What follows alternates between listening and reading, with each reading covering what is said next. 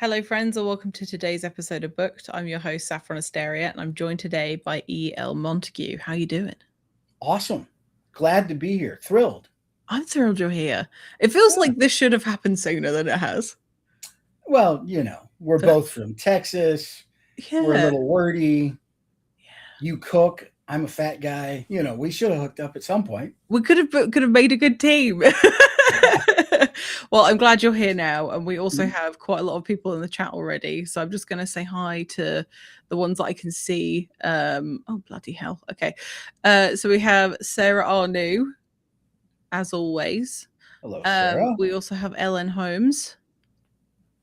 Hello. Ellen, fabulous writer. We have the Dadlit Pod.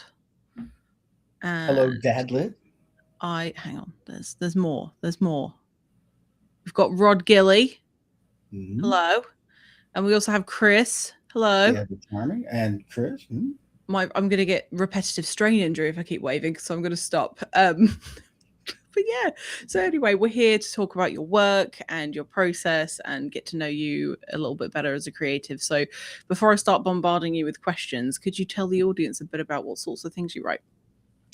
So I write the things that I want to read, which amounts to I like science fiction and fantasy, but I don't like censored work. I don't like things written for 13-year-olds. I like things written for me. So I write all the stuff that I liked at 13, but I never fade to black, and I don't shy away from the lopped off head or anything like that. So some people say I'm grimdark, but I don't really think so. People just die. If you're going to be in a violent situation, violence happens, and the consequences thereof are never you pop back up and get going. Yeah. If something bad happens, it happens.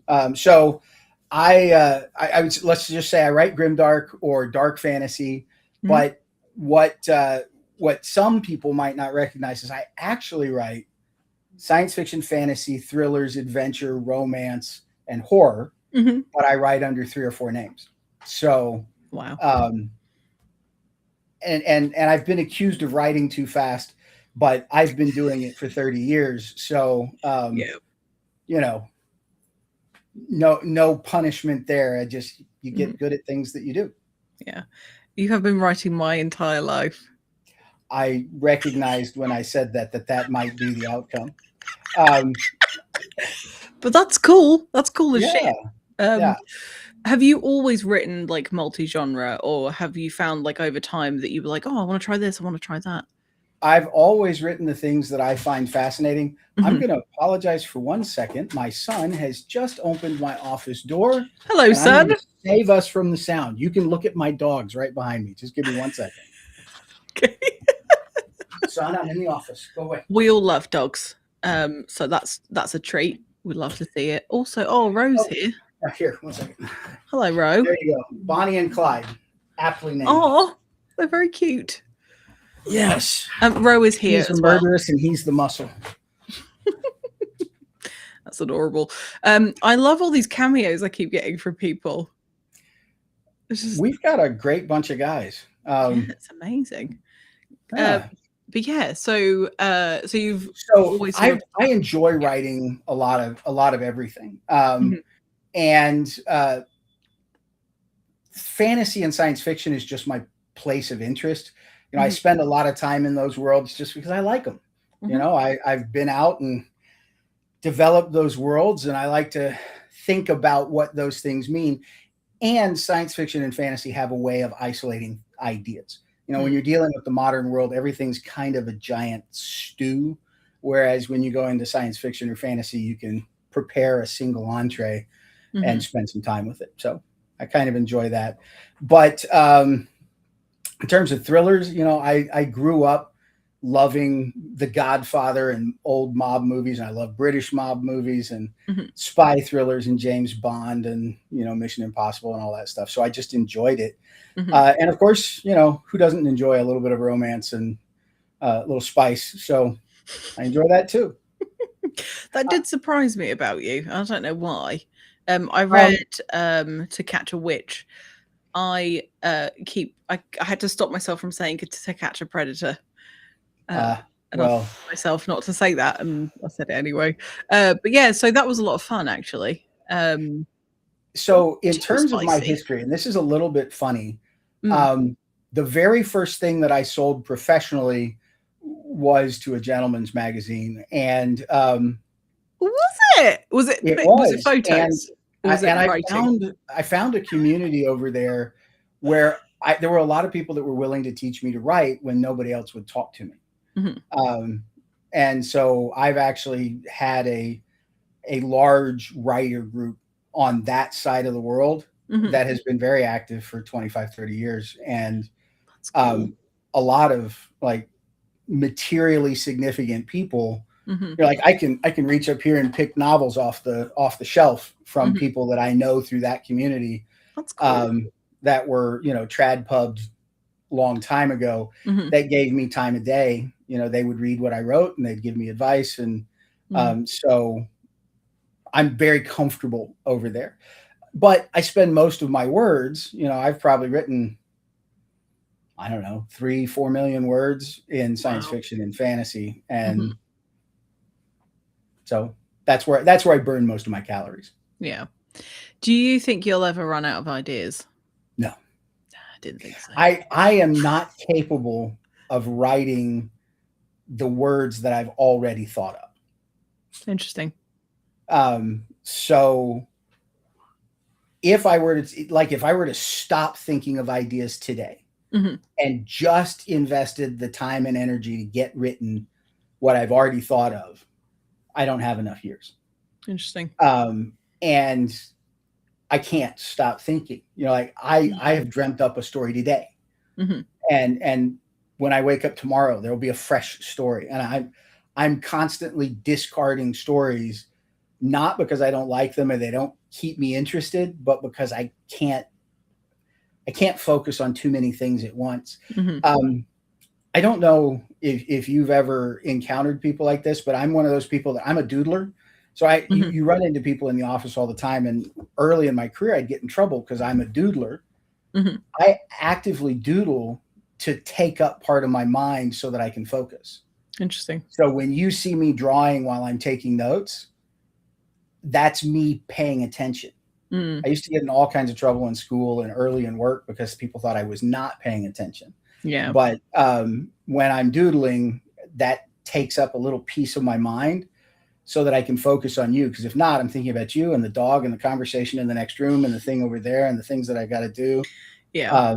And 3 or 4 stories. So I that's the guy I am. It's actually a little bit mind numbing, but I can absolutely empathize, because I'm the kind of person who cannot play video games without also watching television, because my brain's doing too much. I need to think about the drama going on the screen that I can't really see, so that my brain can focus on that thing. Otherwise, I'm like, what about this? What about that? What about this? And that's how you get into trouble. Yep. That's how I got here, is because I wasn't distracting myself enough, and now we're 2 seasons you got here by marrying somebody that brought you to Texas. Physically here, yes. I got here by plane. Yes. But no, like doing this show, I got here by basically not distracting myself enough. And now look at what I've done. How many episodes have you done now? It's quite a few. I actually lost count because I had like some cancellations, and it annoyed me because I'd numbered like 3 or 4 months worth of show material. So I just stopped numbering them, but probably over 100 episodes for this season, I think. That's pretty cool. That's crazy. There's nearly 200. To a lot of people. I do. But it's so much fun. fun. Do you stay connected to them? Depends on the person. I think sometimes like you can jive with somebody in the moment, but then there's nothing really to keep you connected. Whereas I still hear from people from like early season 1. I've had wedding invites and things like that. Like I do have found that I've made some really close friends here. But there are some people that are like, thanks, and then I never hear from them again because they've gotten their promotion. So why would they need to speak to me again? It just depends on the person. But yeah, I'm also intrigued about the men's magazine community, and wondered how much more information you're allowed to give us. Is there an NDA? Um, well, I mean, it depends on what you're. So the first, not Forum Dadlit, it was Penthouse that purchased the first story I wrote. Was Actually, it? to this day, it was the best pay I've ever gotten for a story. That's Um, cool. yeah, I got 10 cents a word. Oh Um, wow, that's pretty yeah, good. which is that's professional rates. Hmm. And so I mean, it wasn't that long. It was a $450 check, Hmm. but it was a $450 check in 1992. For So writing something. yeah, 10 cents a word in 1992 Hmm. was definitely pro rates. And what I discovered is that the editor who bought from me saw potential. Yeah, that was an Nice. investment to see if she could get me to write some more stuff for her. It turns out that I was not as good as that story. So I had more development than opportunity to sell, but Hmm. it was the moment that I knew I could write. You know, That's cool. all through I wrote my first book when I was a little kid and put it together with yarn and showed it off, and then I wrote another one, and the whole thing. Hmm. um, so I've always enjoyed telling stories, Yeah. probably to my detriment at points in time, but I've written my whole life long. But I was 21, 22, something like that. Hmm. But I was just in a fit to see if somebody would buy my work. Hmm. And what I discovered is that gentlemen's magazines always were looking for short stories. That's fascinating. I had no So I idea. wrote a few that I thought would, I went and read a bunch, and I was like, okay, I can do this. Mm. Jotted out a story, worked on it until I thought it was good, and then sent it out. And I sold. And I got, not only did it get purchased, but I got a lot of personal comments from the editor who bought it, Hmm. who gave me a lot of feedback. And we worked together for a short period of time. But it was very encouraging. Even though I Mm. never really made my cut in that part of the world, Mhm. it kind of introduced me to a lot of writers, and that community was there. Mhm. And a very welcoming. I learned tons. Um, so it was a good place to go. It was a good experience. Very Yeah, no encouraging. kidding. Do you think you would be doing what you do today if you hadn't have found community? Well, I would certainly be telling stories. Mm. I would not be anywhere near as good. So, Oh, yeah. one of those things that a writer has to learn is you have to start sharing your work.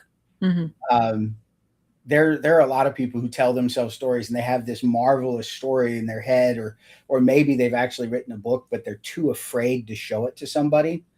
Um, well, until you start showing it to people, you can't really start learning, because Yeah. everything's brilliant until it sees the light of day. Hmm. And then the first big writer lesson is getting constructive feedback Hmm. does not mean you're awful. It does not mean that you can't write. It doesn't mean that you're stupid or you've got weird ideas. Hmm. What it means is there's certain parts of structure that make things work, Hmm. and your story, it's like building a house. There are certain engineering truths that if you don't adhere to them, the floor will collapse, or the roof will leak, or the plumbing won't work. And the same thing is true of telling a story. You got to have your character conflict and setting. You got to connect things. You got to start out in a way that'll get people from page 1 to page 2. Hmm. And until you learn the basics of how to put a story together, you Hmm. can't really tell your story in a way that people will listen. And that's a hard first lesson. Um, Yeah. it's terrifying the first time you put out a little bit of your work and people read it. Hmm. Like I've read your work. You say That was me, very but scary. I've That was well, and very scary. especially for me, anybody. There's a few of you on here who've had me read stuff. Hmm. I'm not nice. There I are think lots of you people. are. I'm I'm not ugly, but I'm not the person who will read your story and just say, "Oh, that was great," Oh, you didn't or sugarcoat it. No. "No, But I wouldn't say no, you were I'm not." mean. No, I don't try and tear anybody down, Hmm. but if you ask me to read your story, I'm going to tell you what I think. But is that you mirroring the advice and coaching that you got from your 100%. peers? Yeah. 100%. It's the way that I was. It's the way that I was. It was shared with me, Hmm. and you know, it's an important lesson. You have to learn to take it. And more than that, so for anybody out there who's a new author, you want to give harsh, or not harsh, I keep saying harsh. You want to give true criticism. You Mhm. want to read and you want to say everything because you get what you give. Mm. And you don't want somebody to tell you you're wonderful. Yeah. Well, you want to be wonderful so that people say that you're wonderful, Yeah. but you don't want people to tell you you're wonderful when you're not, Mhm. because it actively suppresses your growth. Mhm. So if you need to grow, you want somebody to say it. Roe's on here, and he's kind Mhm. of he's an editor, and he's a competent editor, and Mhm. he will beat you up, but you want that, because if you don't Yeah. get it, you're going to be putting out wordy, ineffective, Mhm. stuff that never gets your story told. Yeah. So take your lumps, learn from it, and go. Mhm. Oh, absolutely. And like the uh I've had I'm going to start again. I know words, I promise. I know a lot of them. In fact, I Yeah. just don't always put them in the right order on the page out of my mouth, whatever. Anyway, so I have found that like getting feedback from you, getting feedback from others, and like people like Jan, um, I actually love it a lot more than I thought I was going to. I was really scared that my ego was going to get pummeled and it was going to like stop me from wanting to continue. And actually, it's made me so excited because the feedback that I'm getting isn't like your stories are shit. It's more like you could do this more effectively and you could, whatever it is. It's just incredibly helpful. I'm like, oh man, I'm learning stuff and this is very exciting. But I Uh, thought it was going to be the opposite for me and I was really worried. so that comes down to whether you talk to people that do what you do Mm, or common readers. mm, You want feedback from both. So that's the difference between alphas and betas, and yeah. and raw, is that there are lots of readers out there who know what they want to feel Hmm. but don't have a clue how to do it. Hmm. And if you get another writer, especially one that you've seen what they do and you kind of respect their ability, Hmm. they have the ability to look at your story and say, that thing you're trying to do Hmm. would work better if you did XYZ, Yeah. or think about this, because they're not trying to change your story or run you down. They're trying to say, you really needed to expose the knife 20 pages earlier. Yeah. Hmm. Um, by the way, anybody who writes, that's the number one thing that I run into when I read people's stuff, is that they will introduce a key element too close to the time that you need it. Hmm. If you need, the what is that, Chekhov's gun? If Hmm. you know you need the gun, introduce it in Act One so you have it in Act Three. Yeah. But don't give us stuff in Act One that you don't need in Act Three. Hmm. So you just have to figure out, oh, I needed that thing now. Out of everything we've done, how do I put it in the story so people see it but forget it? Hmm. And that's the biggest thing that I see in terms of structure. Well, it's very easy to do, I think, because especially if you're still in the early stages of whatever story you're writing, is that you're trying to make everything sort of fit together. And if you don't go through adequate levels of polishing and molding and shaping, then you're going to come up with things like that. I interviewed JD Barker Yeah, recently, and that yeah, comes out next talented week. writer. And his process was really interesting actually because he has these beta readers that he's had for years and years, and one of them is somebody that gave him a 1-star review for his first book, and he was like, I need to make you like my stuff basically. And so that person still reads his work today, which I thought was really That's interesting. incredible. It was really cool. And he said something like that like his wife is like the first the first like filter, and then he sends it out to people and he makes them, or say makes them, and he asks everybody to write down exactly the point where they had to stop reading, whether it was to use the bathroom or feed the dog or they got bored or something Right. wasn't keeping their attention. And I think that's something that's incredibly useful as well, because I find with some books that I read that they're a bit of a slog to get through, and I'm constantly stopping all the time. And I don't know if it's because of my disinterest in the work or the flow's off. Because sometimes it's hard to tell that as a reader anyway. Oh no, it's absolutely there. One of the Mm. things that I do in my process is that I do my own audiobooks, but I Oh, that's would do cool. the audiobook anyway, because part of my process is I record it. Hmm. My last edit is that I do the audiobook.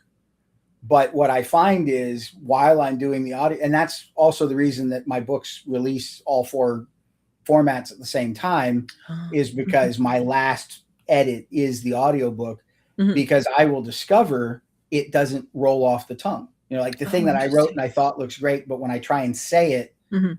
you stumble or it doesn't feel natural. And what I discovered is if I just do it out loud and I run into that moment, I go, different word, different order. And sometimes when I'm saying it, I'm reading it, but it rolls off my tongue in a different order. Mhm. That's because my mind is jumping ahead to try and finish it. And so then I'll go back and I'll rewrite the written portion. Mhm. And for those of you who read my stuff, my writing tends to be smooth. Mhm. And it's that last polish of reading it aloud. Because if I can't read it out loud, it's not Mhm. going to be smooth. Um, Makes a lot of sense. That's so actually very nifty. yeah, I can say that the book that released today, this one, Mhm. Price of a Bleeding Heart, which is Commodore Stone 2, Mhm. um, that one does not have the audiobook yet, but that's because Amazon is being difficult for me. The ACX, they flagged it as needing to edit something, but they didn't tell me what I need to edit. And so I'm going through the process of trying to figure out where in the story there's a something I have to fix. Mhm. And then once I do it, I'll have to go through another 10 days. So sometime in July, we will get the audiobook for Price of a Bleeding Heart. But That's cool. it's all totally recorded. I've been through the whole thing. Mhm. Um, and it sounds fine to me. I haven't figured out. It's probably an audio level somewhere, Yeah. but I passed their check. So I put in the audio files and it passed. Mm. But then when I submitted the entire book, it failed. And Interesting. um, well, Who it's knows? good. They have a thing that checks audio levels so that between chapters, it Mhm. probably means that chapter 1 and chapter 7 don't line up quite perfect. Yeah. And they're going to tell me I have a production quality thing. But Mm. until they tell me, I don't know what to fix. So I can't fix it. Yeah. Well, hopefully they let you know soon. Yeah. Theoretically, I'll get an email in the next day or two. Mhm. So Have we been getting good questions? a lot of them have just been agreeing with you, which I think is nice. I've been getting some preach. Yes, you have. Yes. Um, so congrats on your latest release, by the way. Thank you. If anybody is interested in reading any of E.L.'s work, I did put a link here, and there are links below. So Yep. Thank you. made it very easy for you all. There are 11 books. Only 4 of them, or 5, 4 or 5 are novel length. Mhm. The Commodore Stone series are short novels. The others are long novels. Mhm. And then I've got several collections and novellas as well. But there's 11 of them out there. I actually have another book, novel length, that's written, but I Oh, have to cool. finish. I have to finish editing that one, so it'll be a fall release. And I'm about 25,000 words into book 2 of The Lost Girl. That's the one I'm writing right now. Awesome. So, do you like plan to have a certain amount of releases, or are you just doing what you can? I write. I write straight through. So when I finish one book, I start the next book. Um, Yeah. and sometimes I'm writing. Well, like I'm writing 2 books now. So Mhm. I have 2 books that are about 25,000 words right now. Um, That's wild. I yeah, mean, you've had enough experience, I think, to be able to juggle a few things. Um, um, I hate getting to that spot where I don't know what to say. mm, Because if I don't know what to say, it means I just haven't finished thinking about it. But I can mm, pick up another story and I know what to say with that. mhm. And so I can write. I can write multiple stories at a time. But my pattern is that am writing one, editing one, and recording one at the same time. Just kind of, I cycle through, and I'll get a first draft written and then set it down to edit the first draft that I wrote before, and set it down to record the next one, to go back to the next one. So I'm always writing a new one, editing one. I'm not always recording one because I have to have finished work to do that, but I'm always writing or editing. And in the case of Roe and the anthology that we'll talk about at some point, writing 4 short stories to get one for him. At least he got options. Barely got one out of me. Yeah, he called me up pretty early in the process. I know pretty early because he started announcing names after I'd already said, yeah, sure, I'll do that. He started before he even finished announcing names. I handed him a story, which, by the way, was awesome, but it was 15,000 words. And he reached back to me. He's like, Ed, this is 15,000 words. I was like, okay. I said a short story, 5,000 max. So I handed him another one. He's like, Ed, PG-13, stop it. He's like, you can't write that. I can't give this to a 13-year-old. Write another one. So I wrote another one. And then he said, yes, this one will work. And then he said, has anybody written a romance? We need more romance. I was like, I'll do a romance. Totally thinking he wanted me to give him 2 stories. So I wrote him a romance under one of my other names. And he was like, yeah, I love that one. I was like, okay. And then he says, but you only get to choose one. Oh, that's evil. So he did it to L.N. Holmes too, because I know she picked it up. She's like, yeah, I'll write you a romance. Yeah. But she had the good sense that he said only one. And she's like, hold on, I'm not writing you another one. This is a very good point. And this was me with The Shining. That Sarah was reading Stephen King's It at 13. I think that I'm going to say it. I might get a lot of hate for this. I feel like we're not as sensitive in England. It's not just in England. I mean, it's the newest group is protecting their kids a lot more than they protected me. My mother's rule was, I want you to read.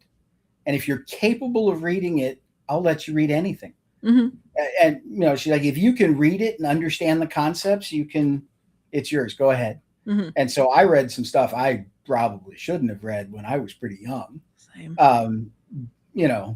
Some of that she just didn't know, but rules. Yeah, I read a lot of stuff, and the rule was always, if you can understand the words, you can read it. I am just going back to your romance stuff. I'm trying to think of the best way to ask this. How spicy are they? Is it all smutty stuff? I write the gamut. Did you? So the romance that I wrote for Roe is a low spice. There's one kiss, and it's a peck on the cheek. Start of a romance. But yeah, I have certainly written some smutty smut. I run the gamut. And by the way, I have a weakness for little old ladies killing people in England and romance. So specific. The cozy mystery crowd. Evesham and I can't even think of all their names.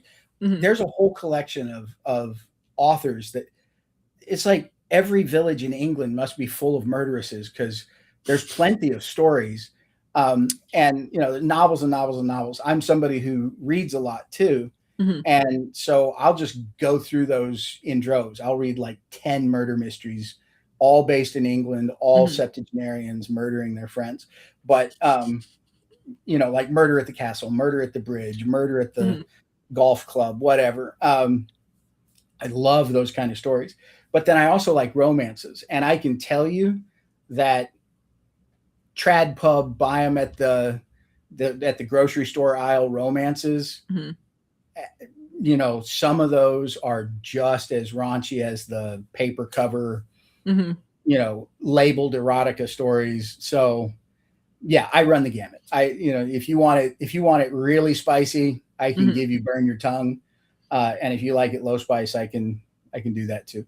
Interesting. Believe it or not, I have a series that I've targeted for Harlequin. So that's going to be my attempt at trad pub. What is Harlequin romance? I don't know. Harlequin Romance is the #1 producer of romance novels. They put out Harlequin it's a traditional publisher. I thought it was a genre. I was like, what the fuck is that?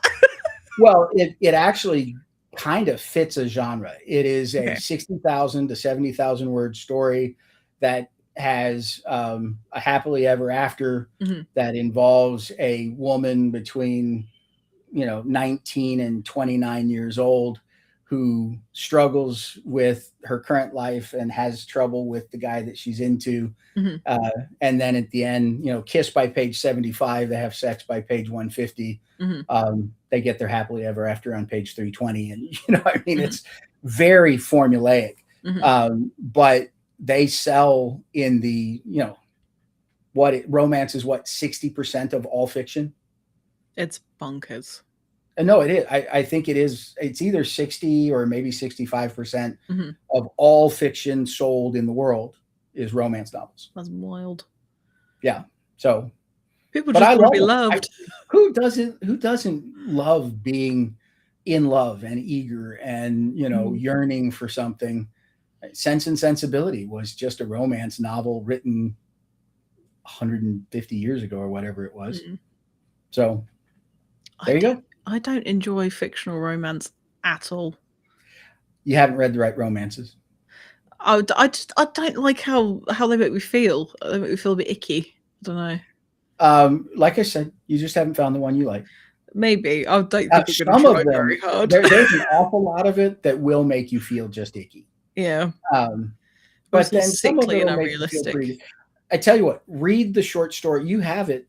I'll check it out tonight. You can go read the one that not the other ones, because I haven't given you all those, but the one that's in the anthology. Read that one. It's perfectly sweet.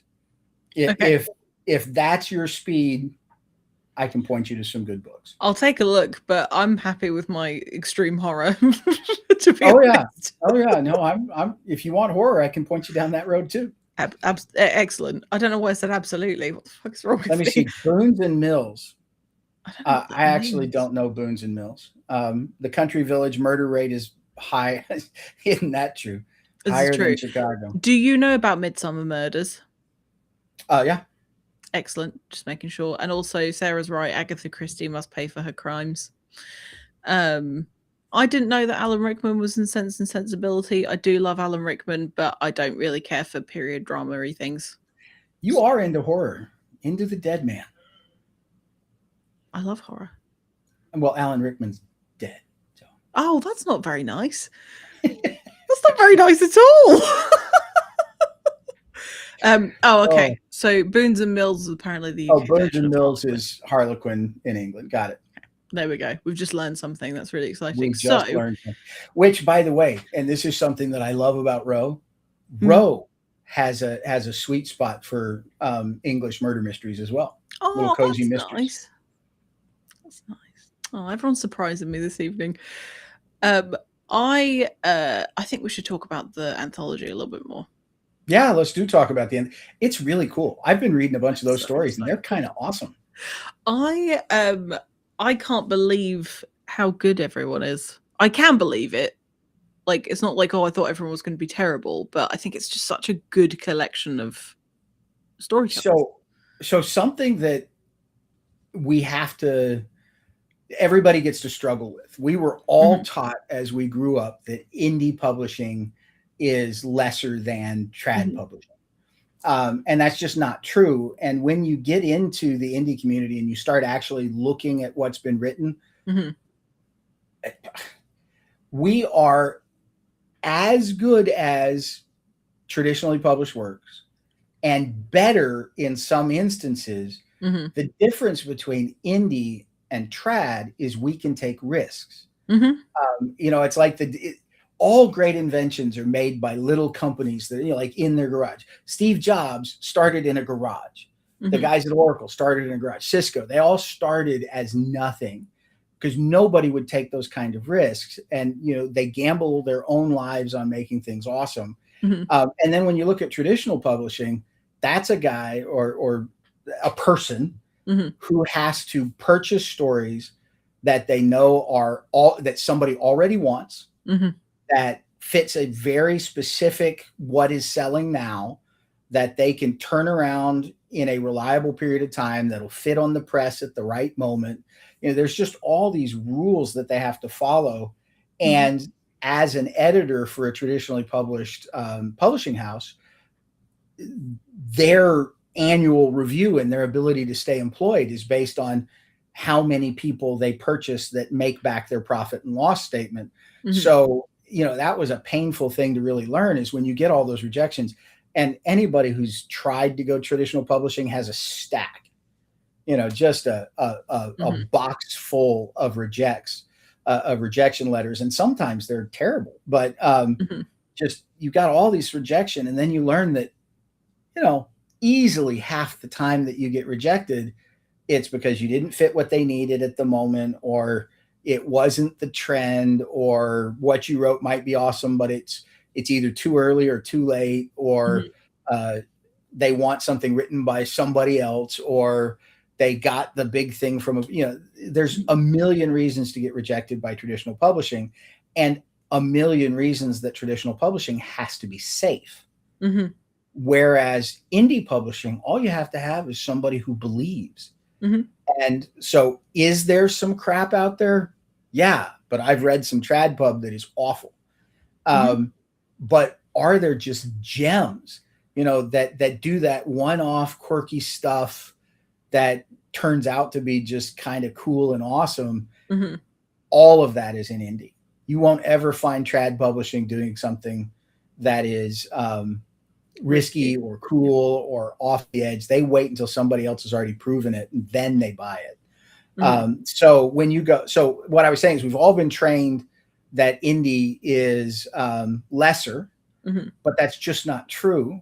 So one of the things that happens, and this getting back to your statement of you're surprised how good people are. Mhm. Well, in our hearts of hearts, we're starting in with a bunch of our peers that we know are good, Mhm. but we expected them to be lesser. And then you pick up their stories and you're like, this isn't less. This is great. These Mhm. guys are inventive and creative and, fun. And, sometimes they're horrible. Like, I knew you were horror, but I didn't know you were horror. And Mhm. then you were horror, and it was kind of horrible. It was Yeah. great, Good. and you see what people do. And Mhm. man, how many have we got? 40? Over 30. Now 30 is the official number, but I think It's we're going like to end 30. out with some double days. Well, Ro's here. He can tell us. Ro, How just many? put a note in there. Yeah. I don't know that. I mean, I started this whole thing because I love indie writers. Like, that's the whole point of It's a everything cool I've been bunch of doing for people. the last 2 years, two and whatever years. So I don't know that my expectation was even low. I just think that everyone is just so good. Because there are people like myself, I'm not saying I'm great, but there's people like myself who they haven't published anything yet. Yeah. And so by taking a chance on those people, like, we wouldn't have known what they're capable of. And Yep. you can assume or hope for is the best. But then when you read something, you think, oh my God, actually, yeah, great. You keep doing that. Keep doing Yeah. this and Yeah. Well, write more Ro stuff. says there's 36. Yeah. So in 36. that anthology, it'll be the Advent thing, and Mhm. I did that one 2 or 3 years ago. I cannot the Winter or something. Advent of Winter. Yeah, I Mhm. did that, and it was really cool. Every day I got a story that I got to listen to that was about an hour and a half. Mhm. Somewhere between 45 minutes and an hour and a half was the length of the stories, because I did it on audiobook. Oh, Show cool. up at midnight, I'd listen to it the day I got it, I'd listen to it. It was a lot of fun. That's nice. And we're doing the similar kind of thing. So if you go out Mhm. and do the Kickstarter every day in December, you'll get another story. And I can tell you all the stories I've read so far, because we're co-editing. So anybody Mhm. who's not a part of this, we write the stories and then swap amongst each other to get the best possible product. And they're all just great fun. The They thing that really are. Jesse James did total surprise. Mm-hmm. Total surprise, but it was good fun. I enjoyed it all the way through. Your story, I admit I didn't expect that, but it was great. Oh, It was not, and it's not that I didn't expect it to be great. It's that I didn't expect what you wrote. I picked it up and started reading. what would you have assumed from me? I don't know, but not that. Cool. Not that. That's nice. I don't know. I don't know. It was. I can't give away the story, or else I'd be, I'll be saying very nice angry. things about that. I'll cut the cord. Yeah, I'll pull the plug rather. And Mike's story was, It's fab. It was. Mm-hmm. It was good fun. I've really enjoyed doing the reads that I've been doing and providing feedback, and I know that people who take us up on that are going to have a nice little collection, 36 stories, and then they get the book, and it's going to be good fun. Well, they don't just get the book. So this is the Kickstarter starts on September 1st. Starts on September 1st. And runs for like 4 weeks or something similar. A month or a little more. Most of September. Just get on it on the 1st. It's probably best. I'll put a link for it in the description of this episode after this live as well. But not only do you get 36 stories, there is also going to be original artwork for all of the stories, which is cool. Yeah. It's all original artwork. Every story gets their own piece. Everybody has pitched in to make certain that they get great things. We've hired a bunch of artists. Some of the authors did their own art. Yeah, I've seen your art, and it's pretty cool. Drew a thing. That was fun. Yeah. It's a if you wanted a nice little collectible book, it's a good choice. It's gonna look so good. I'm so excited. I'm very excited thing about it.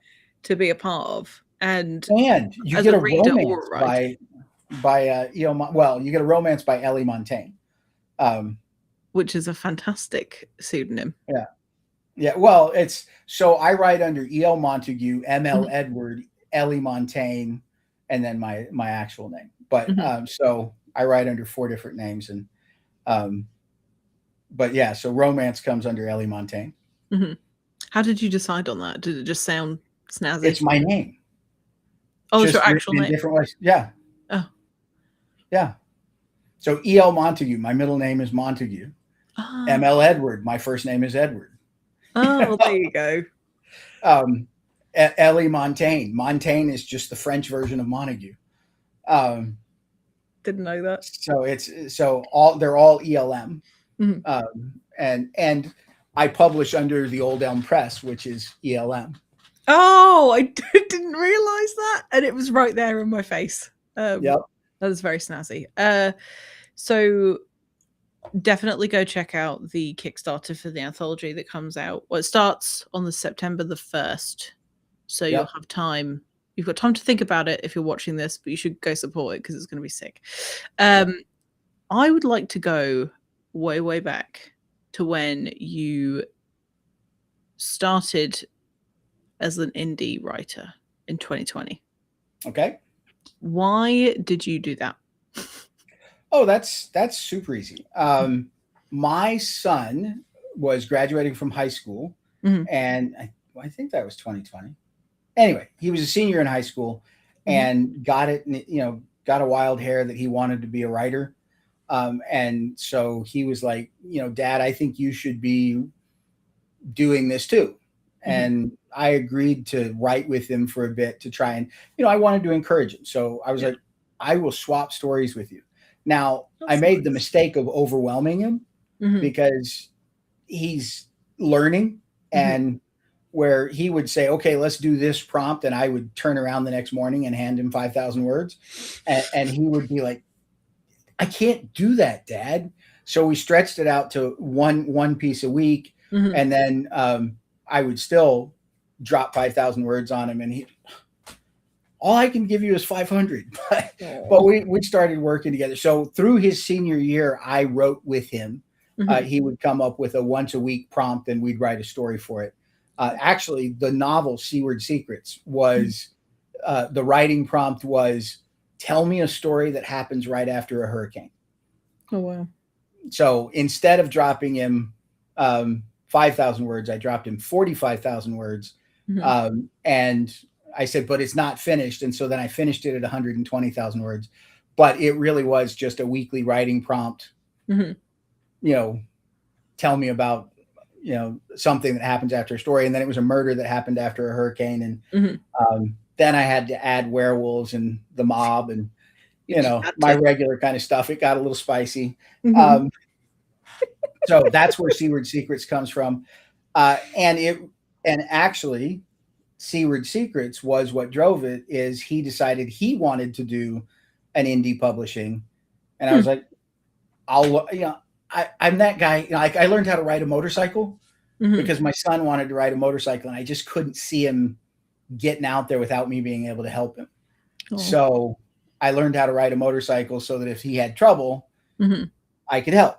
That's really nice. Now he's far advanced. He actually rides a motorcycle on the daily, and I don't. Although he has had a worse motorcycle accident than me, and I'm glad I let him do that part. So he rides fine, but he was. I really wish he hadn't gotten in a car accident, but yeah, a teenage driver T-boned him. Oh shit! Cut across lanes and hit him, and it was kind of scary. But he got his experience with why you have to be careful on a motorcycle. Is he okay now? Oh yeah. Okay. My insurance was not, but he was. It was very expensive. But he's a competent motorcyclist now, and in the case of writing, I was like, I'll figure out how to do indie publishing for you. And so I learned how to do it, and I wrote a novel, and then I indie published it and got a little thrill out of doing that. And now I'm turning out 4 or 5 books a year. As one does. As one does.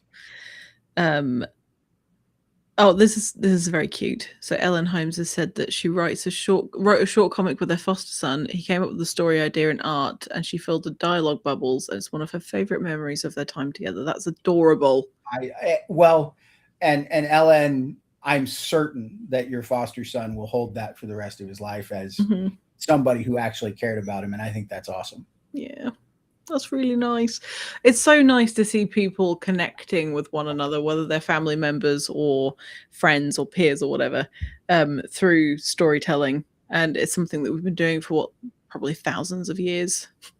Well, and we're still doing it now. Oldest human traits is telling stories. I mean, we are the stories we tell. Yeah, I love humans and the stories. It's really nice. It's nice for escapism. It's nice to be able to share experiences because, I mean, I don't know about you, but I insert a lot of like my own experiences in my life in any of the writing that I do.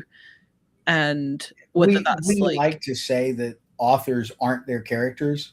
I'm absolutely mine. But we absolutely are our characters. I am not a murderer, Oh, glad you told me. I am not a mobster. I have never prostituted myself, and I've never been an android. But there are characteristics of all of my characters that come right out of my heart.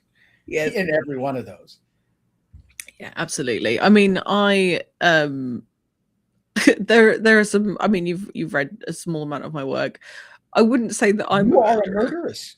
Yeah, but like fictionally, so it's fine. But it's word. It's something about like drilling into actual authentic emotion and experiences that I think makes good writing like amazing. Because if I can mirror an actual feeling that I've had, then it comes across as like something more genuine. And then when somebody reads that, then they can sort of feel that thing as well along with me, rather than just like trying to pretend like I know how something feels. Yep. So I will start with an example. I have a couple of readers that read dailies. I don't know how I lucked into them because they're not people that I actually am with. I mean, these are people I've met through the community, and are either really good at humoring me or they're actually fans. and they read everything I write every day. So like if anybody ever has a question as to whether or not I'm doing this all myself, I can put you in touch with people that get about 25,000 words a week from me. It's nice. And but they read my dailies. And one of the highest compliments I've got is I got a photograph back from one of my readers. She sent me a picture of just tears. Her face was just a mess, mascara running, and she's like, and it just said "damn you," you know. I That's a sent her the really words, and excellent then she sent me compliment. back a picture with running mascara and the words Mhm. "damn you," and I was like, I guess I did that right. Hell yeah, that's better than an award. Oh yeah, oh For yeah. sure. But so then that brings me to, do you remember the movie Romancing the Stone? You didn't see Romancing the Stone? It's a No, it classic. had the word You're romance in only it. What 30. did you want from me? All right, so you should watch the movie Romancing the Stone. One, because it's a lot of fun, but two, it's about a romance author. And in the opening scene, you've got Kathleen Turner, and she's a young woman who's writing a romance novel and just bawling her eyes out. I mean, you just type. It was so sweet, you know that. And I thought when I first saw that, when I was like 13 years old, and I watched it in the movie theater, I was like, that is so stupid. That would never happen. But I can tell you with all honesty, I have made myself cry. But I have had to stop while I'm writing to go, keep writing. And I try in some of my scenes, if I can feel my heart pounding against my rib cage, I know I'm doing it right. I don't know if that's true for everybody else, but have you ever written to where you were scared of yourself, or that you were thrilled, or whatever? Oh yeah, Well, I cannot write for the sake of it. I can only write what actually causes my body to do something different. Like I get that people are able to sort of like churn out words, and that's all very well and good, but I can't actually enjoy the process unless I'm actually feeling something. So it's often that's like the main thing is my heart racing, or me actually feeling a sense of panic. And that's what I want my readers to experience when they read my work. I want them to feel deeply uncomfortable, because that's what I'm trying to achieve with it.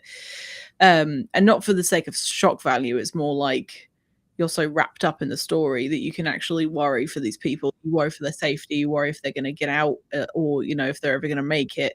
And yeah, that I am very similar, but I don't like crying. I have got I don't like no, it. I absolutely cry for real. If I'm doing my job, it will make me cry. Although I'm 100% reliable. I have a thing about parents and children. So relationships between a parent and a child, that can make me cry. But well, I mean, if it's done right. But yeah, no, I definitely experienced that, and I would love to get hate mail from my fans. If they're actually fans, and I were to get mail that's like, if you don't fix this thing you just did, I'm going to find you. That's a high compliment. Yeah. Which, by the way, price of a bleeding heart, it's high. There will be people who enjoyed book one who are going to send me hate mail out of that one. Oh dear. Have you been going around killing off everybody? I am not a nice author. I got that. You I definitely like to put your characters through the absolute ringer. Yeah. Full disclosure, my mother, she was just a journalism teacher when I grew up with her, but she was an editor before that. So in her youth, in her 20s, when she was cool, she was an editor, started in the slush pile and made it up to be an editor. And she was a writer in her own right. And then my oldest sister is, she's an English professor and has a number of books that have been New York Times bestsellers and that kind of stuff. That's cool. Yeah. So It's a bit I'm similar. familiar with this crowd, and they told me very young in my life, you beat up your characters, and then when you think that they can't take anymore, you just try a little more to see. Don't let them off the hook. I really don't like to watch my characters suffer, but everybody else does, so I do what I can for them. I don't believe you. I think you probably quite enjoy it. I enjoy inventive death, very spicy um, sex, lots of. I like Mhm. crime. I have a long unearned relationship with crime bosses. I Mhm. just I really like them. I don't know why. I mean, I'm certain that I would not like them in person, but They're cool in though. They're oh very yeah, it's just the swagger that comes with Yep. not caring about the rules. Mhm. Man, it's so cool. Do you like Guy Ritchie films? Guy Ritchie is one of my favorite. Lock, Stock, and Two Smoking Barrels, change your Excellent. life. Excellent film. I even like the real rock and rolla, which was the second rock and rolla, and it didn't get as good reviews, but I really liked it. Um, yeah, British mob films They're are so kind of the good. stuff. They're so good. I and a lot of them are actually quite realistic as well for what goes Yeah, on. yeah. So there's an interesting thing. So like, um, one of the things that I appreciate about British movies Mhm. and British storytelling is they're not trying to convince me that so this of course James Bond is English and all the rest of that stuff, but they're not trying to convince me that Denise Richards is a nuclear scientist in charge of the American nuclear philosophy. You know, when they have the scientist, she might be the love interest, but she's 50. Mhm. And probably already has a ruined marriage and all. They don't Mhm. try and convince me that whatever today's flavor of supermodel is the answer. It's a real person, and Mhm. the violent guy is violent, but he's not also a great cook and sweet. you know Yeah, I know exactly what you mean. There's and definitely a and lot more I grit. like that realism. Although I Mhm. say that, and one of my favorite characters that I've written is an assassin whose personal life is that he likes to cook. So he's a fine cook in the kitchen, and he's a real sweet guy, but he's also a very very bad murderer. I mean, Dexter was all right, really. He had his Dexter was problems. cool. I, Yeah, I, I like Dexter. he was a cool I'm dude. certain that he's the kind of psychopath you don't want to know, but And he's fun to watch. only if he likes you, then you're probably fine. He only If kills the you bad guys. accident upon, he theoretically Yeah. he did well. Anyway, whatever. He did sleep What with his sister as well, which was a bit weird. a little creepy. A little bit creepy. Yeah. Um anyway, that was weird weird tangent to go off on. Yeah. Before we start winding down, because this episode has gone by really, really quickly. Oh, Um did we use up our time? Oh, we did. we're getting very close to it. Yeah. Um I know that you've already said that you write the stories that you want to read. Yep. In terms of your audience, who would you say that you write for? You know, I've seen some of your interviews and you talk about the people that really know how to market themselves. I don't have a big readership right now because I'm terrible at it. I haven't figured out how to find my people yet. I keep Mhm. thinking that if I can just find my group, there Mhm. are people who are going to dig the kind of stuff that I write. Mhm. Uh, I get great feedback, but and I have gotten some honest feedback. There's a few people in the community who have responded with, "You write well, but I don't like what you're writing." Interesting. Yeah, no, I've gotten a wow. That is, I I did not need to see that level of grown up. Whether whether it's violence or sex, I've gotten some Mhm. of that, and that's all. By the way, whenever I get feedback that you don't like what I've written, it's that they wanted me to turn away sooner. Mhm. And for anybody who's listening who might be interested in what I write, don't turn away. Mhm. So that part where you're going, all I have to do is wait until this minute, and then he's going to look away, and I'll get the result on the other side. Yeah, no, not No going to look fading to away. black. I will describe both the spicy stuff and the tearing the internals out stuff. You Mhm. get both. And so if that's going to really bother you, that's not something that you want.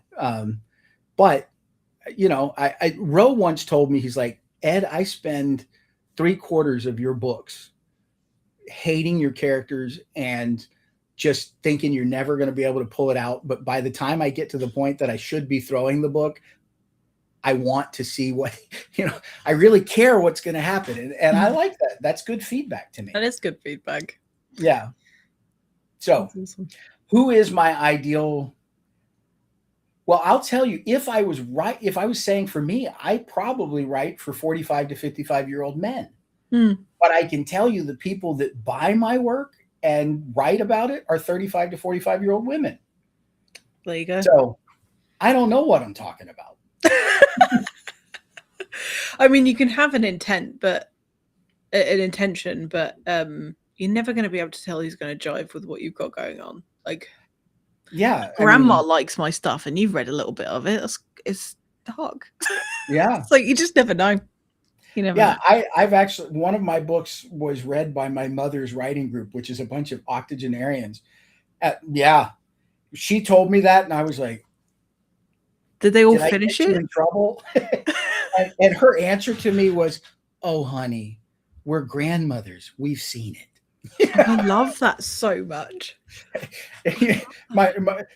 So one of the ladies in my mom's writing group said, if I wasn't into that, I wouldn't have children. So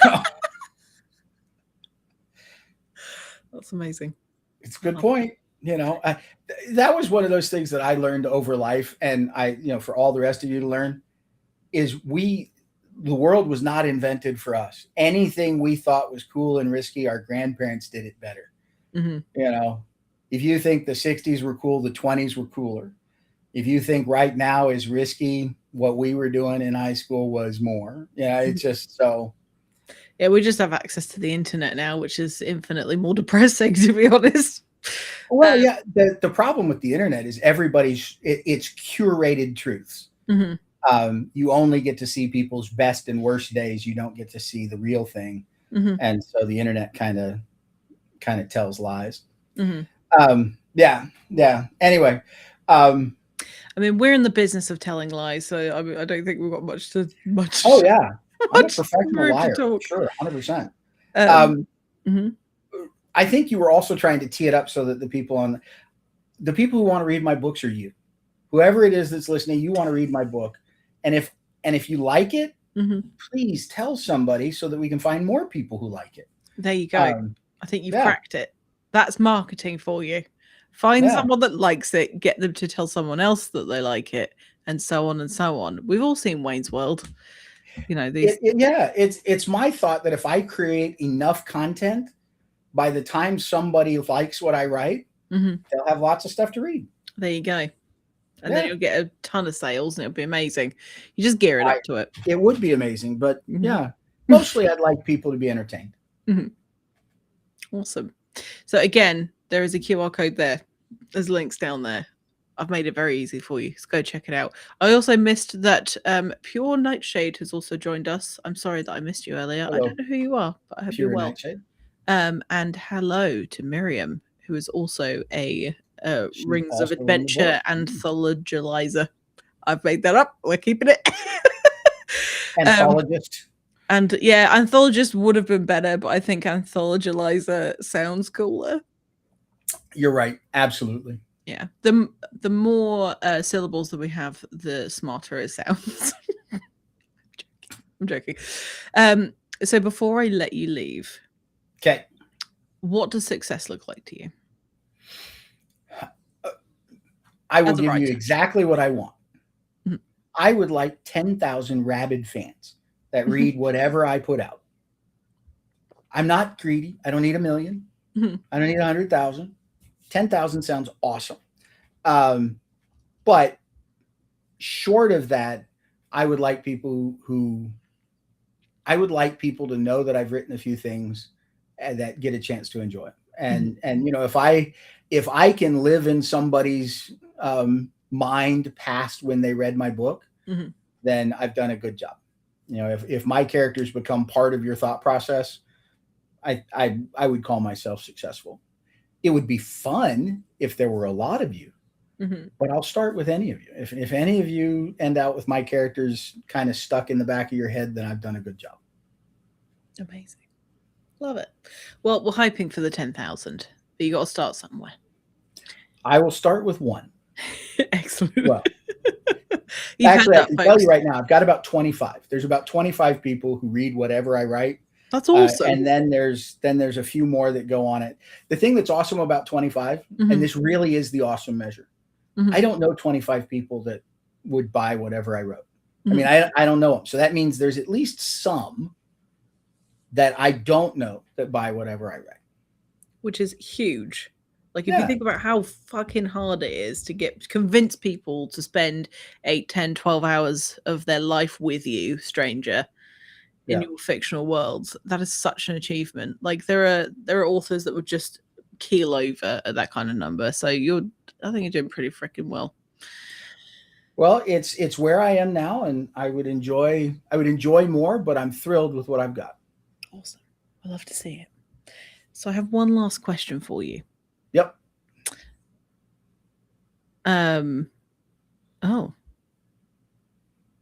Mystery person. I'm in your book, so I'm basically immortal now. Physically named in the book? Well, if that is Mr. Timothy Robert, he is the antagonist in the little romance that I wrote for the anthology. If it's Mike Molman, Mike Molman makes an appearance in almost everything I write as a bad guy who dies. It's very hard to tell from the picture. I'd love to know who it is. Yeah, Mike gets he's got the shit end of the stick. Yeah, we haven't really Mike. I asked Mike once if he wanted to be in my book, and he's like, "Sure." I was like, "Great, I'm going to murder you." Oh, that's what friends do, though. Yeah, so I put him in one, and then in the incident at the Peeling Head. That was actually, he was interviewing Melissa Stone, and we were joking about his peeling head, and I was like, I could write that into a story. Mm-hmm. Oh, Melissa Stone. Melissa, I'm so sorry. Basically, in my story, she's Commodore Stone. Amazing. So in Incident of Peeling Head and The Price of a Bleeding Heart, she's the heroine. The stories are about, it's Captain Melissa Stone and her quirky little gang. And Melissa, when I sell this, so like when I did a con with Mike Molman, my pitch for Incident of Peeling Head was, imagine Han Solo is a middle-aged woman just trying to keep her family together. Oh. And that's the Incident of the Peeling Head. And then, The Price of a Bleeding Heart is what, that's the continuation of that story. Mm-hmm. So Melissa Stone is this character right here on the cover, the one breaking through the window, and then the one with the whips jumping onto the ice field there. That's so cool. That's pure Nightshade. Amazing. I wouldn't have guessed that. So I'm so glad you told us. I do have one last question for you. Yep. If that's okay. If you could travel back to when you first started writing. Yep. And give yourself any advice, what advice would you give? So I would it would be two pieces. One is, and this will probably solve a lot of them, but one of those is you have to stop being afraid of the world. Something that every author, every artist, I'm sure there's like people who draw and paint and, create dances and all the rest of that are just terrified of letting anybody see their work, because whenever you do a piece of art, it's a part of your soul, and you're afraid that people will tell you you're ugly. And especially as a writer, the kind of writing that you and I do, some of that stuff we write's pretty ugly. So to have somebody read it and then, to say not only are your thoughts bad and evil and shouldn't be expressed, but you did it poorly. It's terrible. But if you spend your life trying to please a specific group of people or every group of people is worse. But if you're trying to please people, all you're going to do is take the heart out of your art. Mhm. If you're trying to make it so that everybody likes you and says that you're a good person, you're going to create crap. Mhm. Don't do it. Don't steal the heart out of what you're doing. And that goes a lot of different ways. If you want to write sweet little romantic, wonderful puppy dogs and little pink hearts and all, if that's what you want to write, don't be worried about people saying that you're sappy. And if what you want to write is hardcore murder, don't pull the punches. Make the knife sharp, pull the trigger when it's time. Don't worry about the babies. I mean, just whatever the thing that you are trying to do, nobody rewards the guy who pulls his punches. Mhm. Take your shot. And it's far better to fail doing what you wanted to do than it Mhm. is to succeed doing what you didn't want to do. Mhm. And the only way to be meaningful and to really get your story out there is just do it. Don't worry about what other people have to say. Mhm. And then that comes to the second part of the statement. I don't know if that's more important or just as important, or one follows the, I don't know, but it is, if you want to write, you got to write. Mhm. At bats matter. I so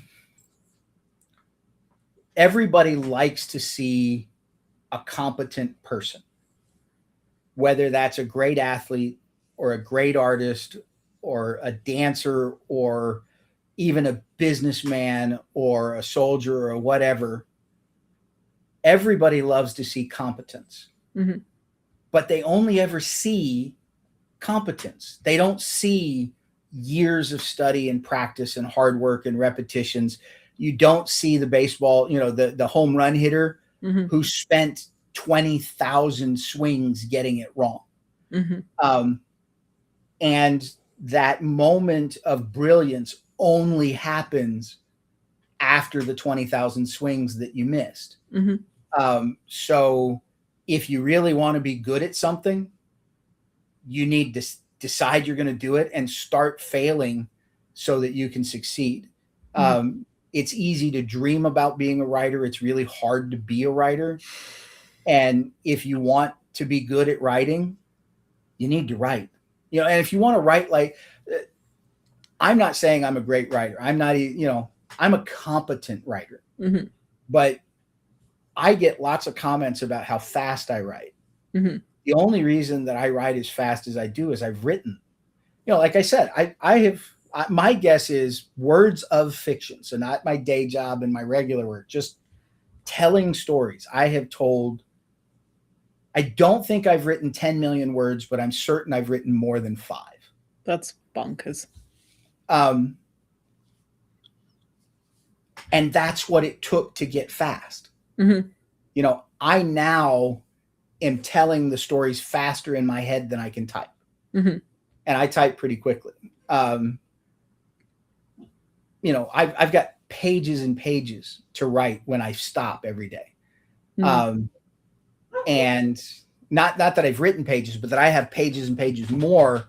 Mhm. I stop not because I'm done telling a story, but because I have to go to sleep. That old chestnut. That pesky bodily functions and family obligations, and I have to work. I don't have those 10,000 fans, so I have to go to a day job. And those are the reasons that I don't write. Mhm. Rod Gilly has a What? really good one stuck over at the side there. Says what you need to tell the young ones is remember to back up your computer. I have actually lost an entire novel. So Where does this? Does it say that in the chat? yeah, Rod Gilly using an old backup computer is with bad Oh, keys. yeah. Oh, I just interpreted. You Anyway, did, didn't you? I was like, where are you? I totally saw backup, and I was like, yeah, that's important. Yes, you should back up I your work.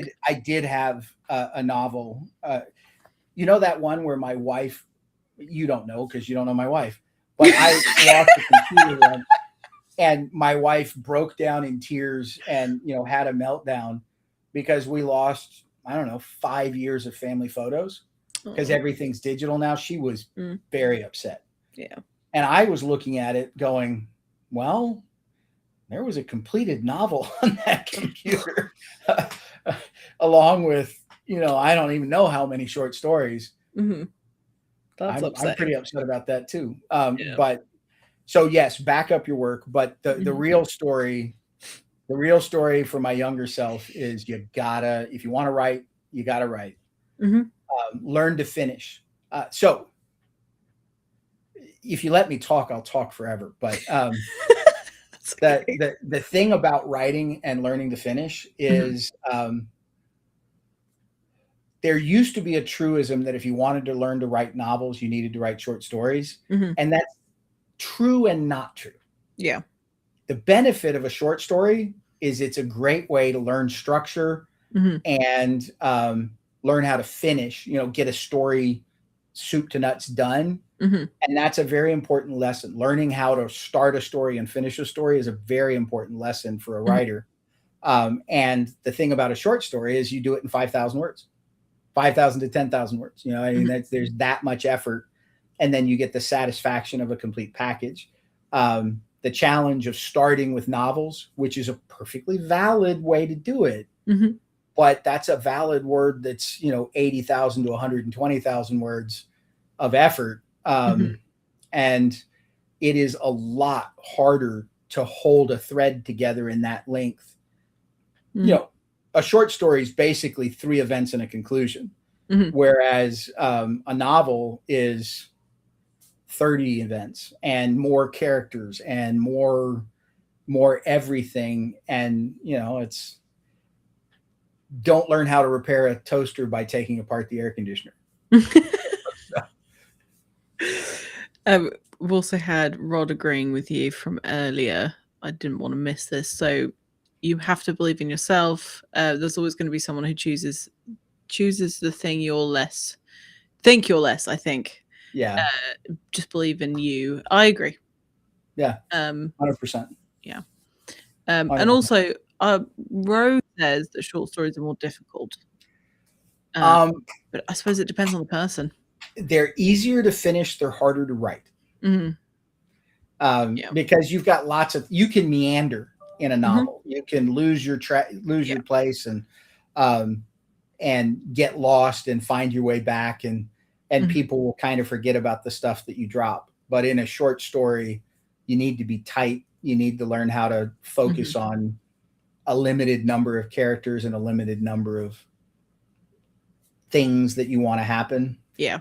Um, you know, every character takes a minimum of 1,000 words. Every Mhm. event takes a minimum of 1,000 words, and so it's Yeah. pretty easy to get over your limit fast by adding characters and events. But I suppose if you're used to writing things like fantasy, sci-fi, things that have like rich sort of world building and stuff, you're going to probably have more trouble being more succinct because you'll be used to having the freedom to be able to wander through the forest. Which is why every science fiction and fantasy writer should learn how to write short stories, Yeah. because every science fiction and fantasy writer has a problem with being verbose about things that don't actually matter to their story.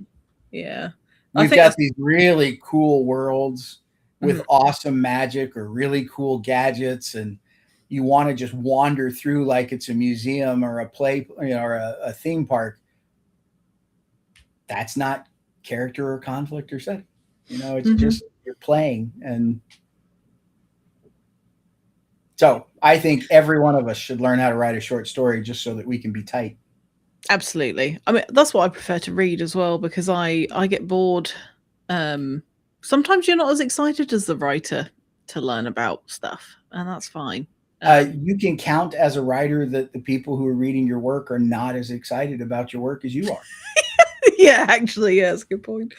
That's kind of like expecting your blind date to be as excited as you are about Pokemon or whatever. I mean, I love Pokemon, and my husband does, so it would have worked. Well, see, you lucked out, but I did. just whatever your thing is, like for you, maybe you're a blind date to be as interested in a good frying pan or cast iron pan or a grill, or whatever thing gets you excited about cooking. Maybe knives. they might not be the thing. I'm going to ask you I a question before you send do me love a knife. Yes. I do. If you want to have a long talk about knives and construction, we can Maybe have not that. today. Not today. Hold up your wrist like this. ¿Qué es eso? What? What is that? Oh, it's the artwork from the Alive single by Pearl Jam. Ah, look at that. I got this when I was underage. Somebody, was it you? I was young. I was 15, but that's fine. But I am a huge Pearl Jam fan, and so is my dad, and it's something that we share. So, Did you get him to get the tattoo too? no, he didn't want it. No, he took me to concerts instead, so I feel like that's a fair trade. Still pretty cool. Still Yeah. pretty cool. Yeah. Based on what you told me 30 minutes ago, I'm getting close to wearing out my welcome. Yeah, we need to kick you out of here. This is very long, but it was a lot of fun, and the time went by very quickly. So I feel like this episode was like full of incredible advice for writers. So if you're catching this at the end, go and watch it from the beginning because you might pick up some good stuff. Because E.L. has had a wealth of experience in many fields within the writing world, and I mean, even the feedback that you were able to give me on my short story was very helpful to me. So definitely check out the rest of this episode if you haven't already. If you're interested in reading any of E.L.'s books, there and there in the usual places you can find him, and you're everywhere, aren't you? You've got social media everywhere and things. I'm easy to find, and it's all under E.L. Montague. Even my website is elmontague.net, not .com.